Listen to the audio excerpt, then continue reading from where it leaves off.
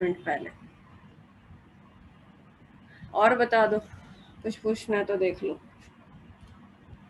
Ma'am fifth पर अब बता दो, समझा दो मतलब। फिफ्थ में कुछ नहीं है मान्या, उसमें पता है क्या है, ये भी एक एप्लीकेशन के तौर पे हम ले सकते हैं इलेक्ट्रोकेमिकल सीरीज की। होता क्या है, कहीं जैसे जिंक है, जिंक को तुम रिएक्ट कराते हो सल्फ्यूरिक एसिड से, तो हम बोलते हैं कि वो हाइड्रोजन लिबरेट करता है ना। हाइड्रोजन निकलती है ना, और वो पूछ रहा है कि जिंक निकालेगा या नहीं, जिंक की पोटेंशियल इतनी है और सिल्वर के साथ ये रिएक्शन होगा या नहीं, ये पूछ रहा है। ठीक है, देखो एक तो तरीका है बोर्ड में सॉल्व करने का, जो मैंने तुमको सॉल्व करके दिया वो तो बोर्ड में सॉल्व होता है। कंपटीशन में भी इसका कंसेप्ट बन सकता है। कैसे, अब इस रिएक्शन को तुम आयंस की फॉर्म में लिखो तो ये बन रहा है। ये रिएक्शन बेटा कब होगा, जब ऐसा मेटल होगा जिसका ऑक्सीडेशन पोटेंशियल, ध्यान से मेरी बात सुनना, जिसका ऑक्सीडेशन पोटेंशियल हाइड्रोजन से ज़्यादा होगा। क्योंकि हाइड्रोजन का तो चलो स्टैंडर्ड कंडीशन ही लेके चलते हैं, हम 0 वोल्ट मानते हैं।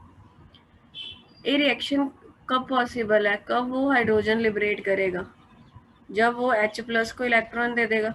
इलेक्ट्रॉन देने के लिए उसको खुद ऑक्सीडाइज होना पड़ेगा। वो कब पॉसिबल है, जब उसकी ऑक्सीडेशन पोटेंशियल पॉजिटिव होगी। क्यों, क्योंकि हाइड्रोजन की तो 0 होती है ऑक्सीडेशन भी रिडक्शन भी। तो वो वाले मेटल निकालेंगे जिनकी ऑक्सीडेशन पोटेंशियल पॉजिटिव है, या कह लो रिडक्शन पोटेंशियल नेगेटिव है।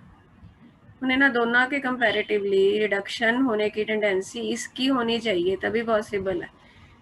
तो दो कंसेप्ट बने, या तो ऑक्सीडेशन पोटेंशियल मेटल की पॉजिटिव हो, वो वाले मेटल हाइड्रोजन लिबरेट करा सकते हैं एसिड में से, या रिडक्शन पोटेंशियल नेगेटिव हो। अब दोनों में से रिडक्शन पोटेंशियल नेगेटिव जिंक की है, तो जिंक लिबरेट करा देगा। देख के ही पता चल जाए कि सिल्वर की तो रिडक्शन पोटेंशियल प्लस में है, हाइड्रोजन की 0 है। तो सिल्वर और H+ को तुम इकट्ठा रखोगे तो सिल्वर ने तो देना ही नहीं इलेक्ट्रॉन इसको, वो तो बोलेगा मेरी पॉजिटिव है, मैं तो खुद लेके खुश हूँ, तेरे को कैसे दे दूँ, तो वो लिबरेट नहीं करा पाएगा। ये तो तरीका है कंसेप्चुअली, बट बोर्ड में कैसे करते हैं, बोर्ड में बताती हूँ। कंसेप्चुअल समझ में आ गया पहले। Yes ma'am. बोर्ड में ऐसे करते हैं, हम मान लेते हैं कि ये रिएक्शन हो रहा है जिंक वाला, ठीक है। वैसे जिंक वाला तो पता ही होता है, बट वहां पे लिखो let us suppose this reaction takes place. ये रिएक्शन होता तो इसका E0 सेल निकाल लो, formula cathode minus anode. Now if this reaction actually occurs, H will act as cathode, उसका रिडक्शन 0 होता है, एंड एनोड जिंक एक्ट करेगा, बट उसका भी वैल्यू तो रिडक्शन वाला पुट करनी होती है, फॉर्मूला ऐसे बना। तो जो E0 सेल है वो पॉजिटिव आ गया। अब तुमको बताया था कि वही वाले रिएक्शन प्रैक्टिकली होते हैं जिनका E0 सेल पॉजिटिव आता है। तो इसका E0 सेल पॉजिटिव आ रहा है, इसका मतलब ये रिएक्शन हो जाएगा, फिजिबल है।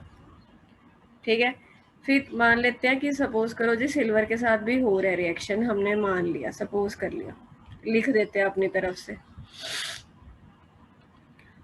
अब ये रिएक्शन होता होता तो इसका भी पॉजिटिव आना चाहिए था, निकाल के देख लो। हमने होता हुआ मान लिया, तो ये कैथोड बनेगा और ये एनोड बनेगा, इसकी रिडक्शन वाली पॉजिटिव है, तो नेट ईएमएफ का साइन आ गया नेगेटिव। E0 सेल का या ईएमएफ भी बोलते हो इसे। अब इसका साइन नेगेटिव है, मतलब ये रिएक्शन होएगा ही नहीं, रिएक्शन होएगा ही नहीं तो हाइड्रोजन कहाँ से लिबरेट होगी। बोर्ड में ऐसे करना है कि मान लो होते हैं, फिर उसको दिखा दो।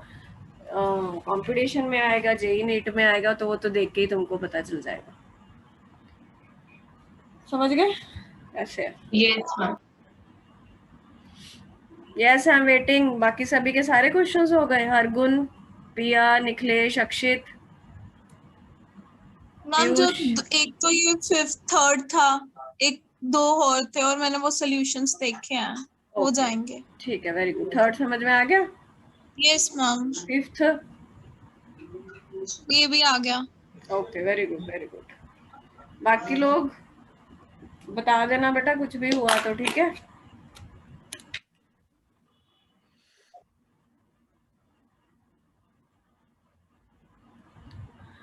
लॉग की वैल्यू बेटा अभी ऐसे करो, मैं आपको एंटी लॉग की तो मैंने समझा दी है ना, लॉग का वो टेबल तो मैंने बनवाया ही था, अभी उसी से काम चलाओ, बाकी एग्जैक्ट तो लॉग टेबल करना पड़ेगा, वो क्या है उसके लिए आमने सामने होना पड़ेगा। तो अभी वीडियो ऑन करके बताऊंगी किसी दिन, वैल्यूज भी ना वो बहुत छोटी छोटी होती हैं, तो मैं इसीलिए वो मैंने छुड़वा दिया था। अभी आपको पेपर में जो जो चाहिए होंगी मैं देख लूंगी कि जो मैंने सिखा रखा है यदि उसी में आ रहा होगा तो मैं वैल्यू नहीं दूंगी, उससे बाहर कुछ हुआ तो मैं वैल्यू दे दूंगी, टेंशन मत लो। और वो याद रख लेना, लॉग 1 से लेकर जो 10 तक का टेबल बनाया था, और एंटी लॉग की तुमको वैल्यू सिखाई थी कैसे देखनी है, माइनस वाले की भी प्लस वाले की भी। ठीक है, उतना कर लेना सफिशिएंट है, बाकी मैं दिमाग लगाती हूँ और कैसे तुमको ऑनलाइन मोड में समझा सकती हूँ मैं देखती हूँ, या मैं फोटो खींच के ना उसका वैसे भी हो सकता है, करते हैं कोशिश, अभी छोड़ दो उसको। और बताओ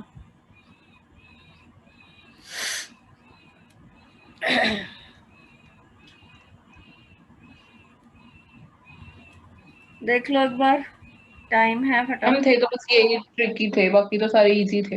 ये वाला हो गया था, ये भी अच्छा क्वेश्चन है। कौन सा वाला? 6th हो गया था मैं।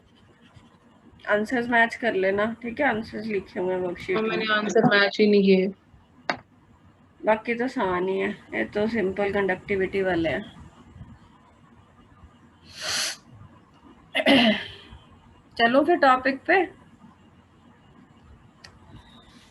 चलो, मैं यस। उसके नोट शेयर करती हूँ, वो भी हम भेज दूंगी आप लोगों को, एक मिनट बेटा।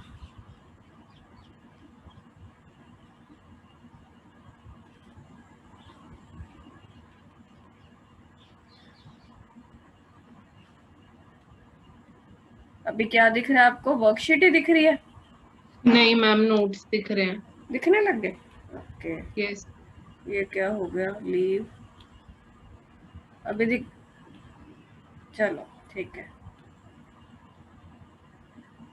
तो कल हमने बेटा कल रॉश लॉ कर लिया था, वो सारा टॉपिक खत्म हो गया तुम्हारा, रेजिस्टेंस एंड ऑल, जो 5-6 पैरामीटर्स हमने समझे हैं, वो टॉपिक हमारा बेसिकली था क्या कि उसमें हमने इलेक्ट्रोलाइट्स की कंडक्टेंस कैसे देखते हैं, उसमें उसके रेजिस्टेंस कैसे देखते हैं, उसको मेजर कैसे कर सकते हैं, वीक इलेक्ट्रोलाइट होगा तो क्या करना है, स्ट्रांग होगा तो क्या करना है, वो सारा था।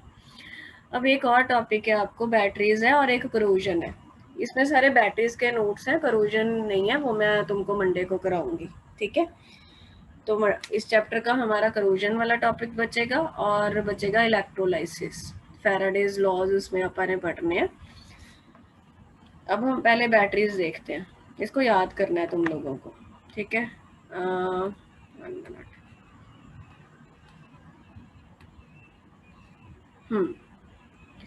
तो क्या बोलता है देखो, the most important practical application of galvanic cell, galvanic cell कौन से होते हैं बताओ मुझे, जो कौन सी एनर्जी को कौन सी में बदलते हैं, केमिकल एनर्जी को इलेक्ट्रिकल में बदलते हैं, ठीक है। इलेक्ट्रोकेमिकल सेल का दूसरा नाम है galvanic cell, where the chemical energy of the redox reaction is converted into electrical energy is their use as batteries।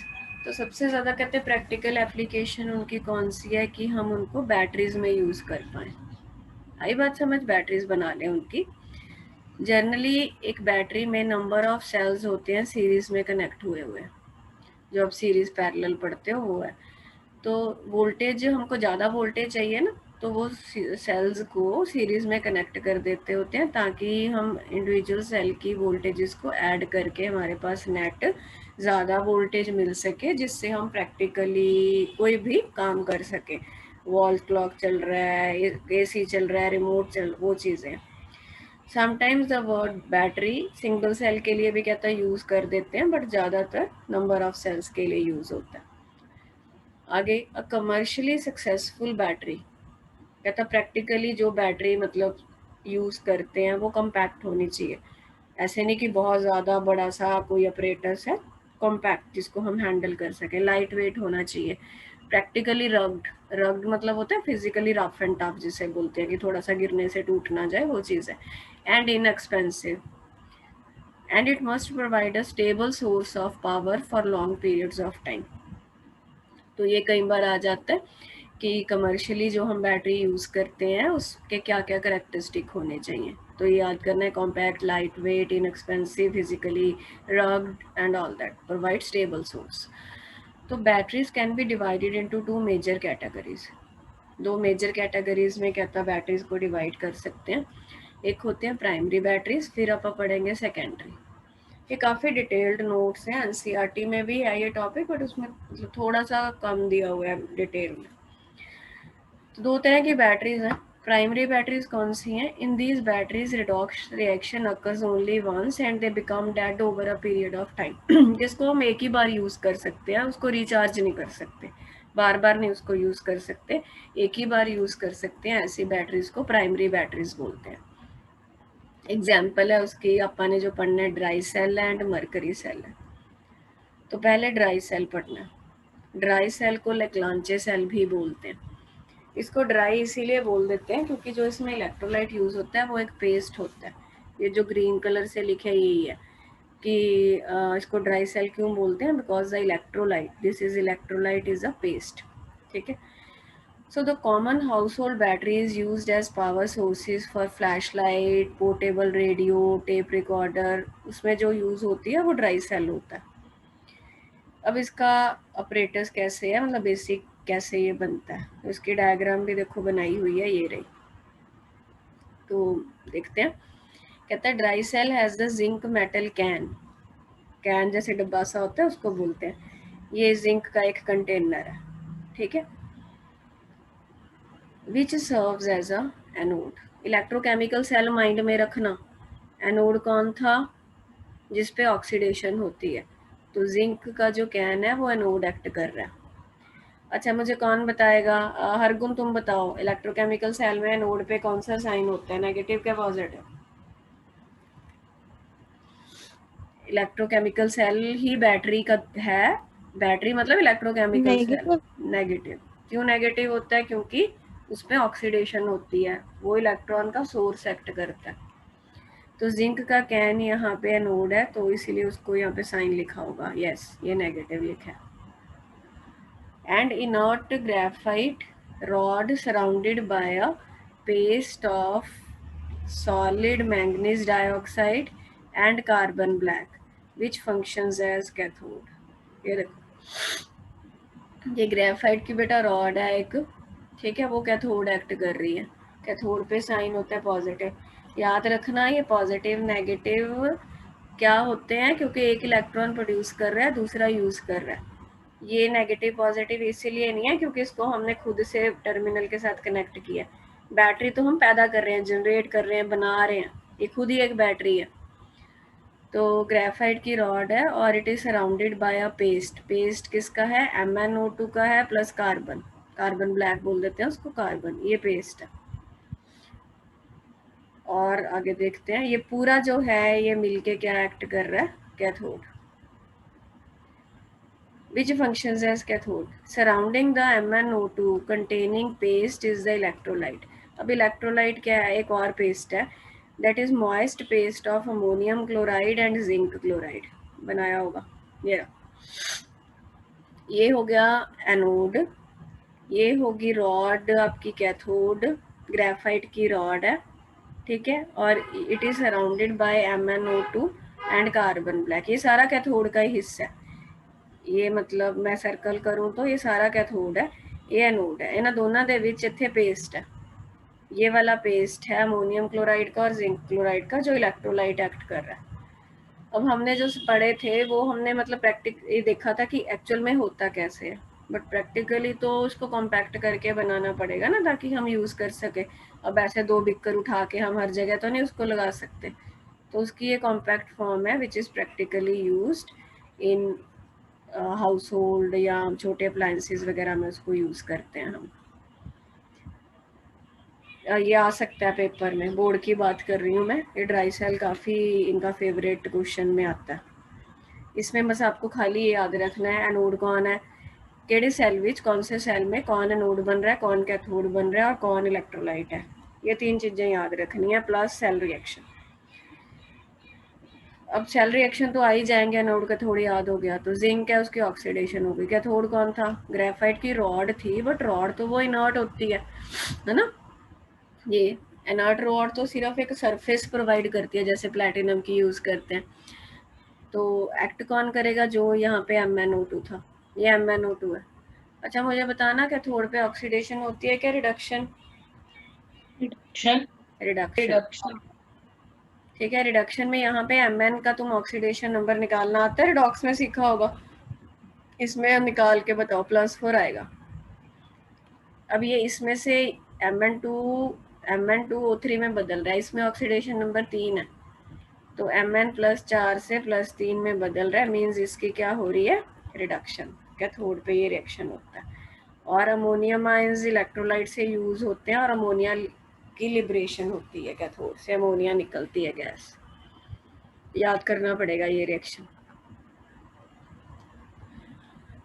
ठीक है। वैसे तो बोर्ड के लिए तो यहाँ तक ही है, मैंने इसकी थोड़ी डिटेल लिख के दी है। कहता अमोनिया जो प्रोड्यूस होती है, निकली ना अमोनिया, हमने देखा, that react with zinc chloride. Zinc chloride भी प्रेजेंट था इलेक्ट्रोलाइट में।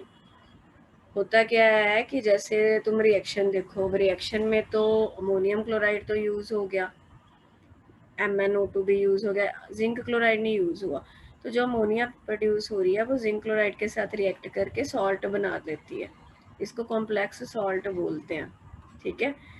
Due to the complex formation ammonia gas का प्रेशर कम हो जाता है, अदरवाइज जो सेल होता है, क्योंकि गैस लगातार पैदा होनी है, रिएक्शन होना है, तो गैस प्रोड्यूस होगी, तो बर्स्टिंग वगैरह ना हो, इसीलिए जिंक क्लोराइड दे रखा है ताकि वो सॉल्ट में चेंज हो जाए। ये पॉइंट आ सकता है आपको कि जिंक क्लोराइड क्यों देते हैं। बाकी ये जो सेल होता है ड्राई सेल, वो अबाउट 1.5 वोल्ट प्रोड्यूस करता है, तो थोड़ा बहुत फ्लक्चुएट करता है। क्यों फ्लक्चुएट करता है? क्योंकि आयन की कंसंट्रेशन थोड़ी चेंज होती है। नेट रिएक्शन देखो, ये भी क्वेश्चन बनता है, this cell generally provides voltage of 1.5 volt, पहली बात, विच फ्लक्चुएट, जो चेंज भी होती है ऑन यूजेज, यूज करने से, of the cell due to variation in the ionic concentration involve in the net reaction. Net reaction इसका देखें तो दोनों को ऐड करके नेट रिएक्शन लिख के देखना, तो उसमें आयंस प्रेजेंट रहेंगे, ये आयन होगा, ये आयन होगा, थोड़ी कई बार फ्लक्चुएशन आ जाती है इसके कारण।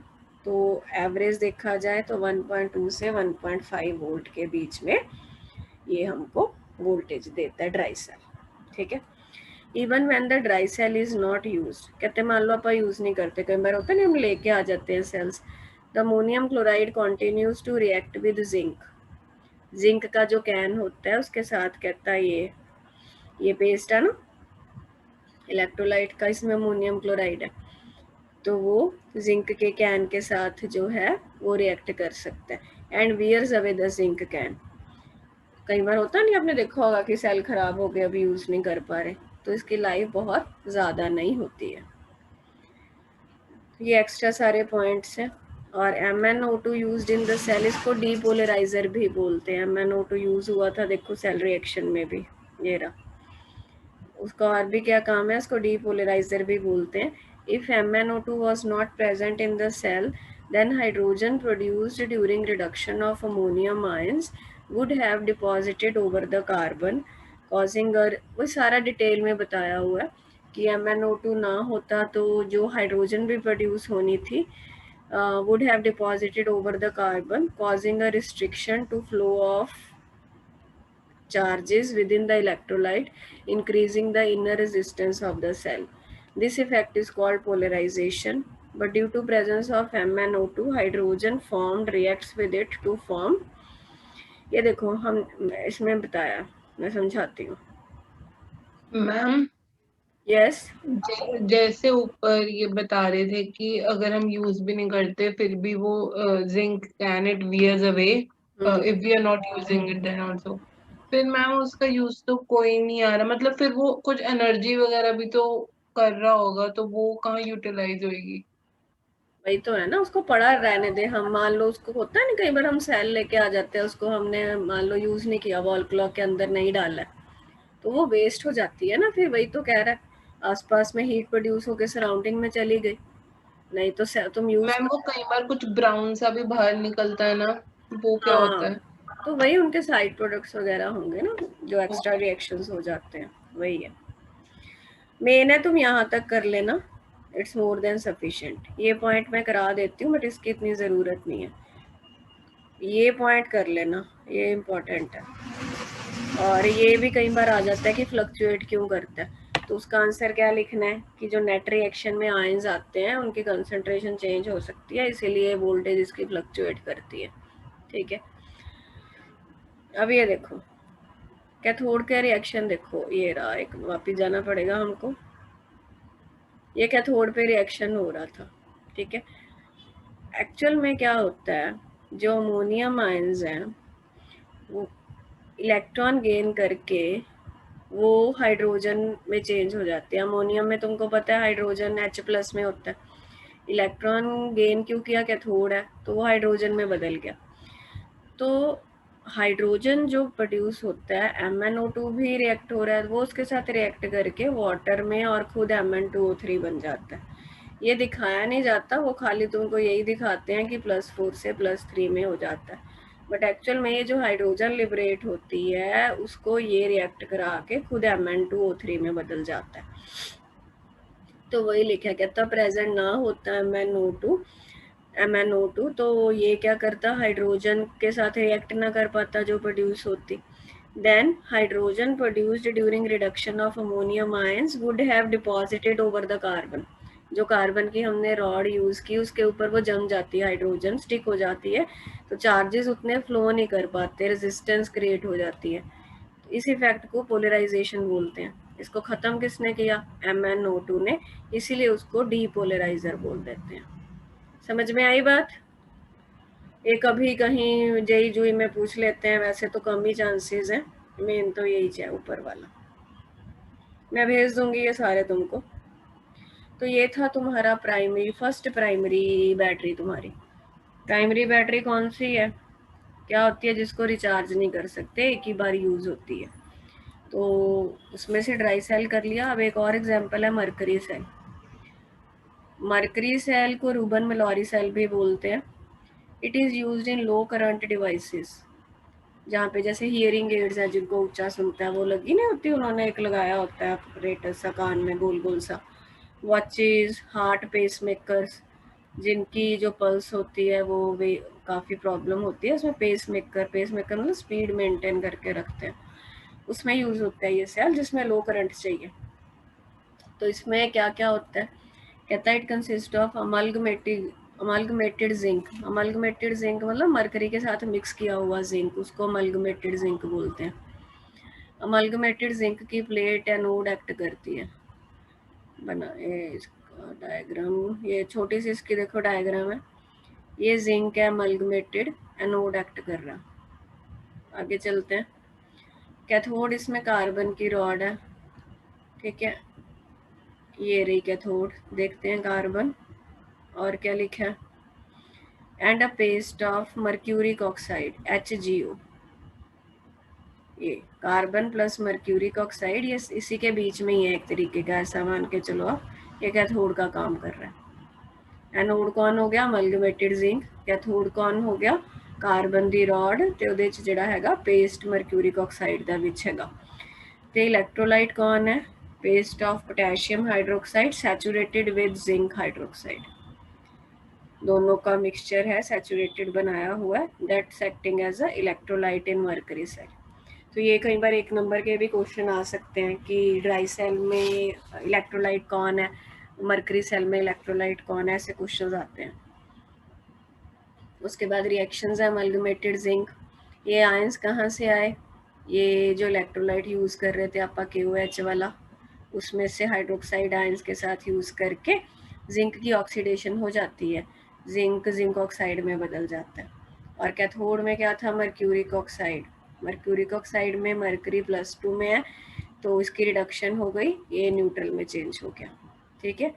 तो नेट रिएक्शन, अब इंटरेस्टिंग पॉइंट देखो, ये जब तुम नेट रिएक्शन लिखोगे, ऐड करोगे तो आयंस कट जाते हैं, इलेक्ट्रॉन तो कटते ही हैं, इतने हाइड्रोक्साइड आयन भी कट जाते हैं दोनों पासे। तो नेट रिएक्शन में बेटा आयंस नहीं है, ना if ions are not present in the net reaction, तो इसकी वोल्टेज फ्लक्चुएट नहीं करती, क्योंकि कंसंट्रेशन तो मेनली आयंस की बदलती होती है ना, तो वोल्टेज फ्लक्चुएट नहीं करती, तो इसकी वोल्टेज कांस्टेंट रहती है, 1.35 वोल्ट ये देता है। एंड इलेक्ट्रॉनिकली जो सेंसिटिव इक्विपमेंट्स है उसमें यूज करते हैं। देखो लिखा हुआ है voltage remains constant during its life as overall reaction does not involve any ions in the solution. ये क्वेश्चन भी इनका फेवरेट है कि इसके कांस्टेंट है उसका वेरी करता है। समझ में आ गई प्राइमरी बैटरीज? Yes ma'am. तो ये सारा अपना ये देख लेना। अब आते हैं सेकेंडरी पे। इसको छोड़ना नहीं है बेटा कि बाद में करेंगे। ये टॉपिक पता है ऐसे होते हैं फालतू के, मतलब आप ऐसे बोलो एक्स्ट्रा के नंबर है, मुफ्त के नंबर हैं जिसे बोलते हैं, बच्चे इसी में नंबर कटा के आ जाते हैं। तो ये चीज़ें थोड़ी मुश्किल मैं समझती हूँ है, क्योंकि याद करनी पड़ती हैं, बट कर लेना तो बढ़िया हो जाएगा। ठीक है, अब देखो आगे secondary batteries. Secondary batteries also called reversible cells. क्यों? क्योंकि इनको हम रिचार्ज कर सकते हैं। After use can be recharge. Original reactants can be regenerated. कैसे करेंगे पता लगेगा। This is done by passing a direct current through the cell in the direction opposite to the discharge current flow. Discharge का मतलब क्या है? जब वो चीज़ यूज़ हो रही है तो उसका मतलब डिस्चार्ज हो गया, फिर हम उसमें दोबारा जब उसको बैटरी से उसको रिचार्ज करते हैं तो अपोजिट डायरेक्शन में वो फ्लो करता है। ये चीज़ अभी नहीं समझ में आएगी, एग्जाम्पल लेके समझाऊंगी। This process refer to as charging of a battery. पहले डिस्चार्ज हो गया, फिर उसको उल्टा कर दिया हमने टर्मिनल्स को, तो वो रिचार्ज हो जाता है। एग्जाम्पल है इसकी लेड स्टोरेज बैटरी। इसके सेल रिएक्शंस कॉमनली पूछते हैं। मैं आपको साथ साथ वो बता देती हूँ, क्योंकि मुझे इतने सालों का एक्सपीरियंस है तो थोड़ा आइडिया होता है कि कौन से क्वेश्चंस मेनली बोर्ड में पूछे जाते हैं। लेड स्टोरेज बैटरी में वो ये पूछता है कि चार्जिंग के टाइम रिएक्शन कौन से होते हैं और रिचार्जिंग के टाइम कौन से होते हैं। A typical 12 volt battery consist of 6 cells. इसमें कहता है 6 सेल्स हैं, सीरीज में कनेक्टेड होते हैं। ईच सेल जो है वो अबाउट 2 वोल्ट प्रोवाइड करता है। तो सीरीज में तुम वो कर लेते हो, एड अप कर लेते हो, तो 12 वोल्ट हो गया total. Each cell consist of a lead anode. ये देखो इसकी डायग्राम भी होगी।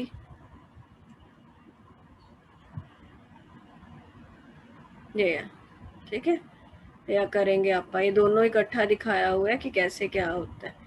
ये रिचार्जिंग के टाइम ऑपोजिट हो जाते हैं। धीरे धीरे चलो।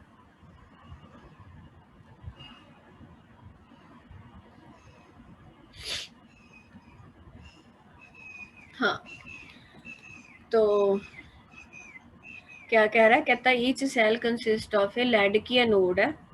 एनोड किसका है? पीबी, लेड का। And lead coated with lead dioxide. Plate ਤਾਂ ਲੈਡ ਦੀ ਹੈ ਬਟ ਉਹਦੇ ਤੇ ਕੋਟਿੰਗ ਕੀਤੀ ਹੋਈ ਹੈ PbO2 ਦੀ। That is acting as a cathode. ठीक है, both electrode dip into electrolyte solution of sulfuric acid. Let's see if we can see the diagram. 1 minute.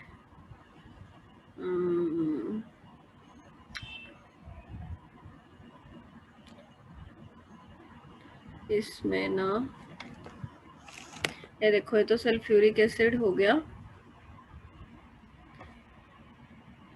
ये ना लेड की प्लेट है, ये बाद में क्या डिपॉजिट हुआ है बताऊंगी मैं। लेड की प्लेट ये देखो, ये रहा इकट्ठा है ना, ये जो जिनमें शेडिंग नहीं है वो सारे एक साइड कनेक्टेड हैं, वो सारे एनोड हैं।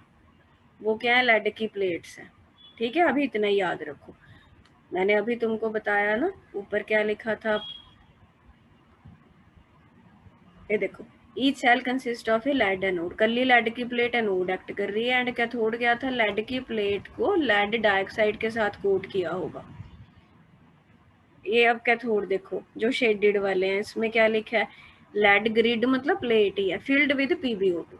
अंदर ਉਹਦੇ ਕੀ ਭਰਿਆ ਹੋਇਆ? PbO2। वो तीनों मिलके की एक्ट कर रहे हैं, इकट्ठे लाते ना, वो कैथोड है। ठीक है, तो इलेक्ट्रोलाइट क्या है? Sulphuric acid. समझ आ गई? इतना याद रखना ये चीज। कैथोड कौन है, एनोड कौन है। अब रिएक्शन दे है ये बेटा, ये डिस्चार्जिंग के रिएक्शंस हैं। डिस्चार्जिंग का क्या मतलब होता है, मतलब जब वो you can say chemical reaction करके इलेक्ट्रिसिटी जनरेट करेगा, ठीक है। एनोड पे ऑक्सीडेशन होनी है, एनोड किसकी बनी हुई है, लेड की प्लेट की। ये कहाँ से आए, तो इलेक्ट्रोलाइट से आए। ये 0 है और ये यहाँ पे +2 में चेंज हो गया, तो इसकी ऑक्सीडेशन हो गई, एनोड के रिएक्शन एनोड पे हो गया। तो ये लेड जो था वो लेड सल्फेट में बदलने लग जाएगा, इलेक्ट्रॉन लूज करेगा। कैथोड पे क्या था, कैथोड पे लेड की प्लेट थी, बट उसके अंदर उसने PbO2 डाला है जो मेन रिएक्शन में पार्ट लेता है। PbO2 में लेड +4 में होता है। थोड़ा ये चीज़ तुमको आती होगी, मैं उम्मीद करती हूँ। रिडॉक्स रिएक्शन में +1 में पढ़ा होगा। मान लो इसका ऑक्सीडेशन नंबर निकालना है, ऑक्सीजन का -2 होता है, 2 ऑक्सीजन हैं, नेट 0 है, तो लेड इतने +4 से। सल्फेट आयंस वही सल्फ्यूरिक एसिड से H+ है, वो 2 इलेक्ट्रॉन ये खा गया जो इसने दिए, और ये भी लेड सल्फेट में चेंज हो रहा है, याद रखना ये +2 है। तो अब तुम पूछोगे मैम रिडक्शन कहाँ से कैसे हुई, यहाँ पे +4 बेटा इलेक्ट्रॉन 2 लेके +2 में ही बदलता है, ठीक है। तो ये कैथोड एनोड के रिएक्शंस हैं डिस्चार्जिंग वाले। नेट रिएक्शन में क्या करते होते हो, मैं रब कर देती हूँ, कंफ्यूज मत हो जाना। ऐड करते हैं, रिएक्टेंट में रिएक्टेंट ऐड करते हैं, ये इसमें ऐड हुआ, ये इसमें ऐड हुआ, देखो 2 बन गए, ये दे ऐड होया, इलेक्ट्रॉन कट गए, PbSO4 भी 2 बन गए, 2 वाटर बन गए। आई गल समझ, वेरी वेरी इंपॉर्टेंट रिएक्शंस। आगे देखते हैं, कहता these are electrode reactions when the battery is in use during discharge. It can be seen that sulfuric acid is consumed. तुम देख रहे हो कि नेट रिएक्शन देखो, सल्फ्यूरिक एसिड यूज हो रहा है ना, कंज्यूम्ड हो रहा है as the battery discharges. Use होने के कारण सल्फ्यूरिक एसिड की डेंसिटी कम हो जाती है। This lowers the density of the sulphuric acid from its initial value of 1.28 gram per centimetre cube, gram per ml in fully charge battery. Fully charge में इतनी होती है, बट टाइम के साथ इसकी डेंसिटी कंसंट्रेशन कम होने लग जाएगी क्योंकि सल्फ्यूरिक एसिड रेगुलरली यूज हो रहा है। और नेट प्रोड्यूस क्या हो रहा है, PbSO4, solid PbSO4 formed in the cell reaction during discharging. Adhere मतलब चिपक जाना, टू द ग्रिड सरफेस। देखो ये बनाया होगा, ये बहुत अच्छे नोट्स बने हुए हैं, बहुत मेहनत से। दोनों में ही, एनोड के रिएक्शन में भी PbSO4 बना था, कैथोड में ही वही इसने दिखाया हुआ है, वो चिपक गया। हर बार नहीं दिखाया, एक बार दिखा दिया, PbSO4 सरफेस पे स्टिक कर जाता है। ये तो कहानी हुई कि जब उसकी डिस्चार्जिंग हो गई, जब वो यूज कर रहे हैं हम बैटरी। अब बेटा मैं नई मीटिंग शुरू करने जा रही हूँ, खत्म हो गई बस। कहता है if the direct current is, अब डिस्चार्जिंग हो गई, सारा हमने यूज कर लिया, उसने केमिकल रिएक्शन करके इलेक्ट्रिसिटी जनरेट करा दी। Excuse me, if the direct current is now pass to the device. अब बेटा क्या करना है, एक्चुअली ऑपोजिट किया है इसने। ऑपोजिट का मतलब क्या है, जो ऊपर वाला था ना वो इलेक्ट्रोकेमिकल सेल था, तुमको समझाया हुआ है ना इलेक्ट्रोकेमिकल सेल क्या होता है। क्या होता है, जो केमिकल एनर्जी को किस में बदल दे, बोलो, इलेक्ट्रिकल में, इलेक्ट्रिसिटी प्रोड्यूस हो गई। जो दूसरे टाइप का सेल होता है ना, वो अभी हमने नहीं पढ़ा है, वो इलेक्ट्रोलिटिक सेल होता है, जो हम मंडे को पढ़ेंगे। इलेक्ट्रोलिटिक सेल क्या होता है, वो क्या करता है बेटा, इलेक्ट्रिकल एनर्जी तुम प्रोवाइड कराते हो उसको, तुम देते हो उसको इलेक्ट्रिकल एनर्जी, और इलेक्ट्रिकल एनर्जी को यूज करके वो कोई केमिकल एनर्जी, उल्टा है, उल्टा मतलब इलेक्ट्रिकल एनर्जी तुमने बाहर से दी, उसको किसी बैटरी के साथ कनेक्ट कर दिया और वो केमिकल एनर्जी बनाता है। केमिकल एनर्जी बनाने का मतलब वो कोई केमिकल रिएक्शन करवाता है जो अदरवाइज अपने आप नहीं होना था। अपने आप नहीं होना था मतलब ऐसा केमिकल रिएक्शन करवाता है जो नॉन स्पॉन्टेनियस होता है।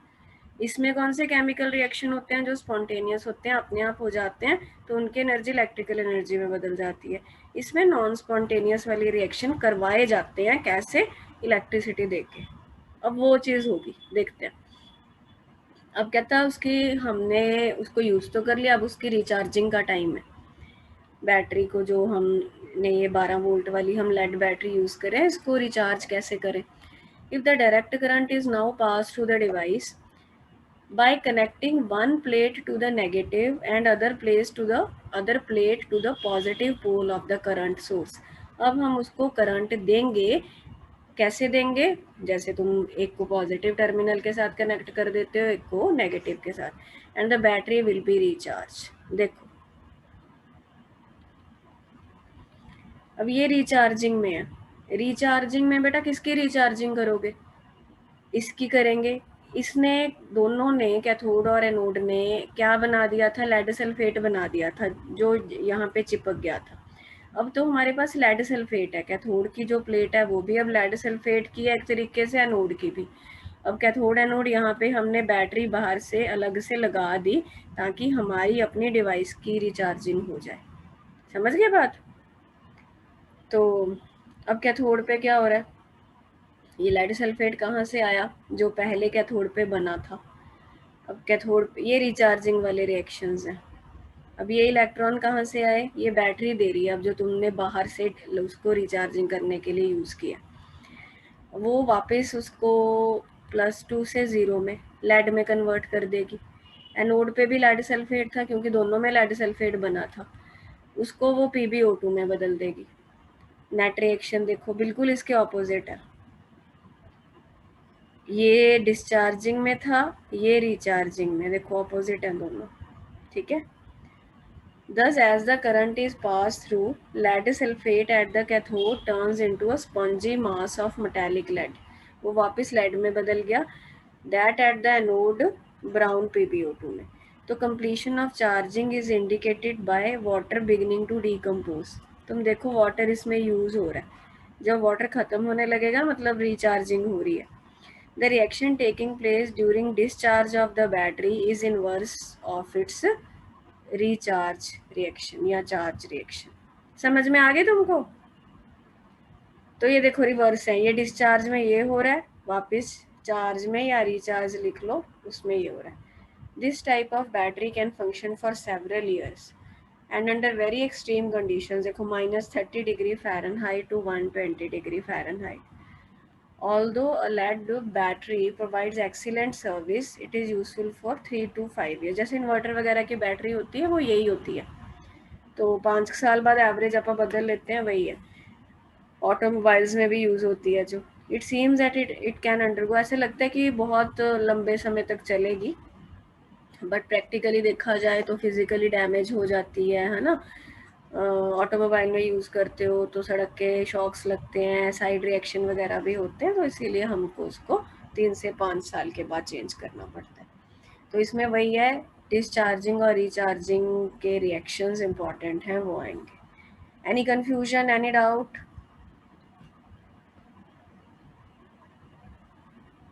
Please reply. क्लियर हो गया तो बता दो, कोई डाउट है तो बता दो।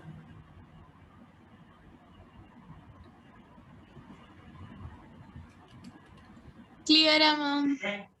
ओके, तो अभी मैं यहाँ तक करा देती हूँ आज तुमको, निकल कैडमियम तक। फिर ये फ्यूल सेल भी अपन मंडे को पढ़ लेंगे, ठीक है। फ्यूल सेल एक अलग टॉपिक है, प्राइमरी सेकेंडरी बैटरीज नहीं है, ये अलग है एक। तो सेकेंडरी बैटरी की दूसरी मेन एग्जांपल तो लेड वाली हो गई, एक और होती है निकल कैडमियम बैटरी, उसको निकार्ड बैटरी बोलते हैं, कैलकुलेटर वगैरह में यूज़ होती है, पोर्टेबल, एक जगह से दूसरी जगह लेके जा सकते हैं, वो भी रिचार्जेबल है। इसमें एनोड होता है कैडमियम मेटल एंड कैथोड होता है निकल 3, मतलब जिसमें निकल का ऑक्सीडेशन स्टेट 3 है, निकल 3 कंपाउंड जैसे ये है, इसमें निकल का ऑक्सीडेशन स्टेट +3 आता है। और इलेक्ट्रोलाइट कौन है? QH। तो एनोड पे कैडमियम एनोड है, कैडमियम की ऑक्सीडेशन हो जाएगी, निकल +3 से +2 में बदल जाता है, तो उसकी हो जाती है रिडक्शन। बस इसमें इतना ही करना है। समझ में आ गया आपको अच्छे से सारा बैटरीज का टॉपिक? ठीक है, नोट से पढ़ लेना इसी से, और कहीं इधर उधर भागने की ज़रूरत नहीं है, और कॉपी में लिख लेना टाइम लगा तो, नहीं तो फिर या ऐसे कर सकते हो आप, संभाल के रख पाओ तो कॉपी में ये जरूर लिख लेना कि batteries from the notes in the mobile, ऐसे करके, या इन द लैपटॉप, ताकि तुमको पढ़ते टाइम याद रहे। ठीक है, आज इतना ही है, तैयारी करो, फिर कल टेस्ट आप कर लूँगी मैं, सेम टाइम रख लेते हैं। ओके बेटा, गुड लक। यस मैम कल के टेस्ट में सिर्फ यही टॉपिक इलेक्ट्रोस्टैटिक्स आ रहा है या फिर पिछला भी कुछ? तुमको वीडियोस भेजी थी ना बेटा पहले, जो मम्मा को भेजी थी, वो सारा आएगा। मतलब ये वाला नहीं आएगा जो आज कराया, बाकी सारा चैप्टर आएगा। पिछला चैप्टर सॉल्यूशन, पिछला चैप्टर ही कह रहा हूँ मैम, पिछला चैप्टर आपने किया था उसकी वीडियोस नहीं भेजी थी ना? हाँ पिछले वाला वो भी चैप्टर आएगा, वो तुमने नहीं कर रखा, सॉल्यूशन चैप्टर आएगा, वो फिर छोड़ देना उसके क्वेश्चन। ये जो नया चैप्टर है ना इलेक्ट्रोकेमिस्ट्री, इसका कर लेना। ठीक है, okay ma'am, okay thank you. Okay then, कल मिलते हैं बेटा, बाय बाय।